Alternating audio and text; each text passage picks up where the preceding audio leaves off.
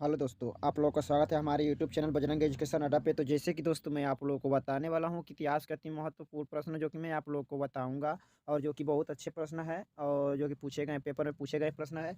तो यहाँ पे आइए मैं पहला प्रश्न यहाँ पे बताता हूँ आपको। तो पहला प्रश्न दिया है कि वैदिक गणित का महत्वपूर्ण अंग क्या है? ते शुल्ब सूत्र है। प्रश्न नंबर आगे दिया है कि वेदों की संख्या कितनी है? तो वेदों की संख्या 4 है। प्रश्न नंबर 3 दिया है सबसे प्राचीन वेद कौन सा है? तो ऋग वेद जो कि सबसे प्राचीन है। आगे प्रश्न दिया है कि प्रश्न नंबर 4 दिया है कि किस वेद के वैदिक संस्कृति के बारे में ज्ञात होता है? तो वो ऋग्वेद द्वारा जो कि सबसे संस्कृत के बारे में जो कि ज्ञात होता है। भारत के राज्य चिन्ह के में लिखा सत्यमेव जयते कि वो उपनिषद में लिया गया था। कहाँ से? मूड उपनिवेश से, यानी भारत के राज्य चिन्ह में लिखा सत्यमेव जयते किस उपनिवेश से लिया गया था? तो मूडर उपनिषद से जो कि लिया गया था। भारत में संगीत का आदि ग्रंथ किस वेद से कहा जाता है? तो ये साम वेद को जो कि कहा जाता है। प्रश्न नंबर प्रश्न नंबर 7 दिया है कि का भक भक्ति का प्रथम सम यानी भक्ति का प्रथम प्रधान ग्रंथ कौन है? तो इसका प्रधान ग्रंथ हो जाएगा श्रीम भद्रगावत गीता है। पुराणों की संख्या कितनी है? तो ये 18 है। पुराणों की संख्या कितनी है? 18 होते। वैदिक धर्म का मुख्य लक्षण किसकी उपासना था? तो प्रकृति की जो कि उपासना था। प्रश्न नंबर 10 दिया है कि किस देवता के लिए रिंग पुरदर शब्द का प्रयोग किया है, यानी प्रयोग हुआ है? तो इंद्र के लिए जो कि हुआ है। जैन धर्म के बौद्ध धर्म दोनों के उपदेश किसके शासनकाल में दिए गए थे? तो बिंदुसार के शासनकाल में जो कि दिए गए थे। प्रश्न नंबर 12 दिया है कि बौद्ध धर्म के ग्रहण करने वाली प्रथम महिला कौन थी? तो महाप्रजापति गौतमी थी। प्रश्न नंबर प्रश्न नंबर 13 दिया है कि गौतम बुद्ध का प्रथम धर्मोपदेश कहाँ हुआ था? तो चंद्र चक्र प्रवर्तन में जो कि हुआ था। बौद्ध धर्म के गृह त्याग का प्रतीक क्या है? तो अश्व है। गौतम बुद्ध द्वारा भिक्षुणीय संघ की स्थापना कहाँ हुई थी? तो कली वस्तु में, यानी कपिल वस्तु में जो कि हुई थी। प्रश्न नंबर 16 दिया है शून्य यानी शून्यता का सिद्धांत किस बौद्ध दार्शनिक से प्रतिपादित किया? तो नागार्जुन से प्रतिपादित। महावीर स्वामी को सर्वप्रथम शिष्य कौन था? तो जमाली था। प्रथम जैन महासभा का आयोजन कहाँ हुआ था? तो पाटलिपुत्र में जो कि हुआ था। प्रश्न नंबर प्रश्न नंबर 19 है कि जैन धर्म के श्वेतांबर की दिसंबर संप्रदाय के विभाजन कब हुआ? तो ये चंद्रगुप्त मौर्य के समय जो कि हुआ था। महावीर ने जैन संघ की स्थापना कहाँ हुई थी? तो पावा में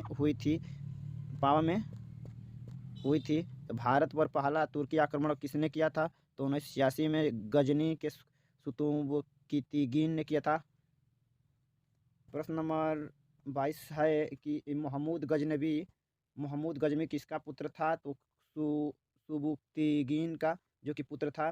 प्रश्न 23 दिया महमूद गजनी का शासक किस वर्ष बना? तो 998 ईस्वी को जो कि बना था। प्रश्न नंबर 24 दिया है महमूद गजनवी भारत पर कितनी बार आक्रमण किया था? तो 17 बार जो कि भारत पर आक्रमण किया था और 1001 से 1027 ईस्वी तक जो कि आक्रमण किया था। यानी 1001 से लगाए 1027 के बीच में जो कि कुल आक्रमण 17 बार भारत पर महमूद गजनवी ने किया था। प्रश्न नंबर 25 है कि 1001 ईस्वी में गजनी ने आक्रमण का सामना किस हिंदुशाही वंश के शासक ने किया था? तो जयपाल। 26 दिया गजनी के मुल्तान पर हमला कब किया था? तो 1006 ईस्वी में जो कि गजनी के मुल्तान पर हमला किया था। जब गजनवी ने मुल्तान पर आक्रमण किया तो मुल्तान का शासक कौन था? तो अब्दुल फतह दाऊद था। प्रश्न नंबर 28 दिया है कि सोमनाथ पर किसने आक्रमण किया था? तो सोमनाथ पर आक्रमण महमूद गजनवी ने जो कि किया था। कितना में किया था? तो 1025 ईस्वी में किया था सोमनाथ पर। जो कि सोमनाथ पर मंदिर पे जो कि आक्रमण किया था तो उसमें सब सोना चांदी लूट कर लिया के अपने मकबरों की सीढ़ियों में लगवाया था।